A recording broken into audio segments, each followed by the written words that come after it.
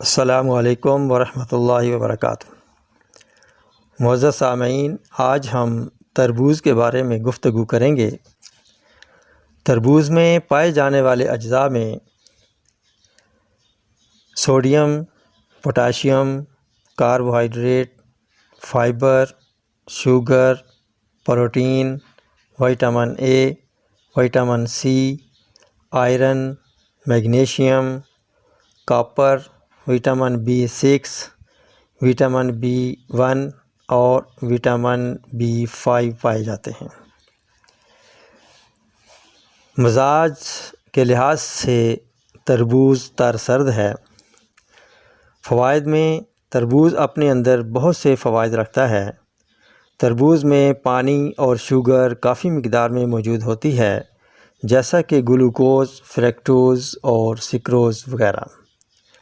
تربوز vitamin C کا حامل ہے، جو کہ ایک اینٹی آکسیڈنٹ ہے جو جلد کی صحت کے لیے ضروری ہے اور امیون سسٹم کو فعال بناتا ہے۔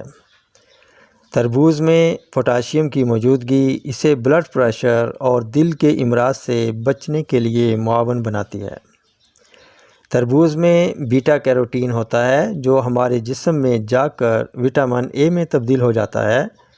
تربوز امینو ایسڈ، سائٹرولین اور اینٹی آکسیڈنٹ لائکوپین کا حامل ہے، جو جسم میں اہم رول ادا کرتا ہے۔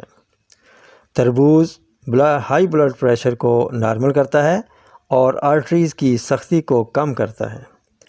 تربوز بعض لوگوں میں شوگر ریزسٹنس کم کرتا ہے اور ورزش کے بعد مسلز پین کو ریلیف دیتا ہے۔ تربوز کینسر کے سیلز کو ڈیمیج کر کے کینسر سے بچانے میں مدد دیتا ہے۔ تربوز میں پانی کافی مقدار میں ہوتا ہے، اس لیے جسم میں پانی کی کمی کو پورا کرتا ہے۔ وٹامنز کا حامل تربوز بالوں اور جلد کے لیے بہت مفید اثرات رکھتا ہے۔ نظر کی کمزوری کو ختم کرنے کے لیے اور اس کی حفاظت کے لیے تربوز کا استعمال بہت مفید ہے۔ تربوز دل کی صحت کے لیے اہم ہے۔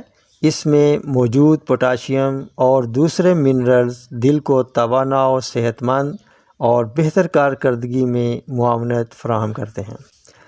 تربوز کولیسٹرول فری ہے، اس لیے کولیسٹرول اور بلڈ پریشر کو کم کرنے میں مدد دیتا ہے۔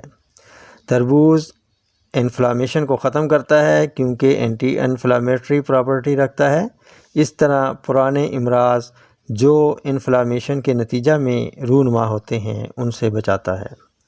تربوز مفرح ہے، دل کو فرحت دیتا ہے، دل کی گھبراہٹ ختم کرتا ہے، تیزابیت ختم کرتا ہے، معدہ و سینے کی جلن اور ہاتھ پاؤں کی جلن بھی دور کرتا ہے۔ ہیپاٹائٹس میں مفید ہے۔ پیشاب کی جلن ختم کرتا ہے، دماغ کی جلن دور کر کے دماغ کو سکون بخشتا ہے۔